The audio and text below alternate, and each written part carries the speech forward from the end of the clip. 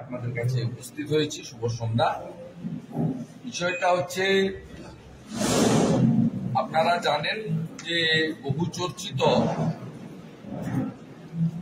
আমাদের শিক্ষক recruitment scam, বড় স্ক্যাম, তাতে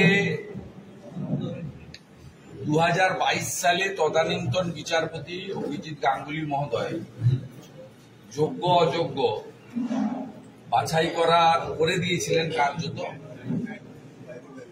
তার রায়কে এই দাম্ভিক অহংকারী মুখ্যমন্ত্রী বা তার সরকার মানেননি। High court, division bench, supreme court ইত্যাদি দীর্ঘদিন ধরে হয়েছে এবং লাস্ট সুপ্রিম কোর্টের যে বেশ কয়েকটা হিয়ারিং, সেখানে এসএসসি কে তারা অপশন দিয়েছিল যোগ্য অযোগ্য তালিকা বাছাই করার জন্য। তারা সে তালিকা বাছাই করে দিতে পারেনি। আমি গত 2-3 দিন ধরে বলছি, আরেকবার আমি রিপিট করলাম। এই 1804 জন নাম প্রকাশিত হয়েছে এবং যে অভিযোগটা আমরা সবাই করছিলাম যে জীবনকৃষ্ণ সাহাদের মতো এজেন্ট এবং এজেন্টের মাধ্যমে যে অর্থ তোলা হয়েছে, পার্থ চ্যাটার্জি এবং লিপস অ্যান্ড পাউন্ডসের চিফ এক্সিকিউটিভ অফিসার আলিঘাটের কাকু খ্যাত সুজয় কৃষ্ণ ভদ্ররা ভাইপোর বিহাফে এবং তৃণমূল কংগ্রেসের বিহাফে মমতা বন্দ্যোপাধ্যায়ের প্রতিনিধি হিসেবে যে অর্থ কালেকশন করেছেন, তার মেজর টাকাটাই কালীঘাটে গেছে। এটা ইতিমধ্যে বিভিন্নভাবে প্রমাণিত। আর একটা অংশ আমরা বলেছিলাম যে তৃণমূল কংগ্রেসের সর্বভৌম নেতারা, তারা শিক্ষক শিক্ষিকার মতো যেখানে মেধার প্রশ্ন আছে, যেখানে পরীক্ষার প্রশ্ন আছে, যেখানে যোগ্যতার প্রশ্ন আছে, তাদেরকে বাদ দিয়ে শুধুমাত্র তৃণমূল কংগ্রেসের নেতা হিসেবে বা তৃণমূল কংগ্রেসের উচ্চ নেতৃত্ব বা মুখ্যমন্ত্রীর ঘনিষ্ঠ বৃত্তে থাকার জন্য তারা চাকরি পেয়েছে।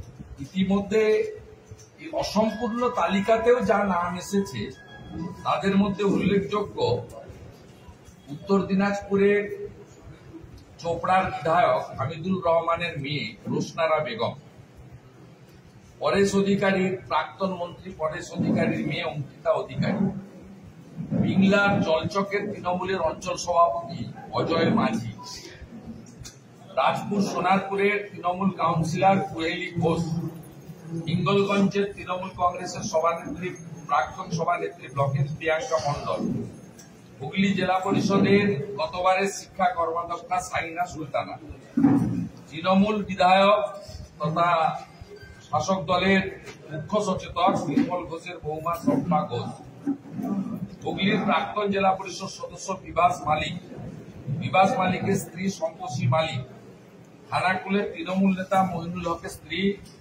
নমিতা আদক, প্রাক্তন তৃণমূল ব্লক সভাপতি হালদার দীনদয়াল সিং, বারাসাতের তৃণমূলের জেলা পরিষদ মেম্বারের ছেলে মোহাম্মদ নিজামুল্লাহ।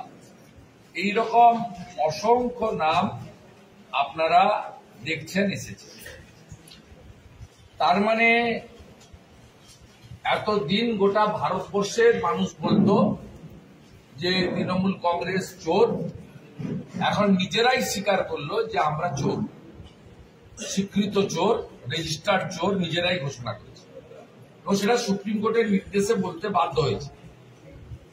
আবারও আপনাকে বলছি, এই তালিকা অসম্পূর্ণ। আমাদের কাছে যা সোফার মাই নলেজ এবং আমরা যা জেনেছি বিভিন্ন সোর্স থেকে, দীর্ঘদিন ধরে সিবিআই যে সিট হাইকোর্টের গঠিত, তারা যে ইনভেস্টিগেশন করেছেন, তাতে যাদের ডেকেছিলেন সেই সংখ্যাটা 2100-র বেশি। এই 1804 করতে গিয়ে প্রায় 250-300 লোককে বাদ দেওয়া হয়েছে, যার মধ্যে মুখ্যমন্ত্রী এবং অন্য অনেকেরই ঘনিষ্ঠ আত্মীয়দের নাম খুব কেয়ারফুলি বাদ দেওয়া হয়েছে।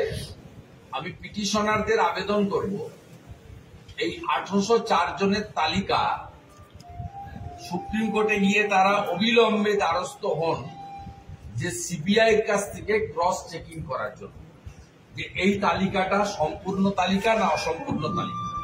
কারণ লাস্ট অর্ডারে সুপ্রিম কোর্ট পরিষ্কার বলে দিয়েছে একজনও যদি অবৈধ লোককে আপনারা 7 তারিখের সম্ভাব্য পরীক্ষাতে বসার সুযোগ দেন তাহলে আমরা কিন্তু সিবিআই তদন্তের নির্দেশ দেব এবং কড়া ব্যবস্থা নেব।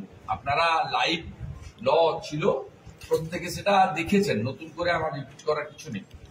তাই আমি পিটিশনারদের কাছে আবেদন করব, তাদের লয়ারদের কাছে আবেদন করব যে তারা যারা অবিলম্বে কাল পরশুর মধ্যে এই 1800 তালিকা নিয়ে এই তালিকা সুপ্রিম কোর্ট থেকে দ্রুততার সঙ্গে সিবিআই এর কাছে পাঠিয়ে যাতে এই তালিকাটাকে ক্রস চেকিং এসএসসির যে তালিকাটা সত্যিকারে কমপ্লিটেড তালিকা না ইনকমপ্লিটেড তালিকা, পার্সিয়াল তালিকা, এই সত্যাসত্যটা সামনে আনা দরকার রয়েছে। কারণ এর সঙ্গে মাননীয় মুখ্যমন্ত্রী নিজে যুক্ত।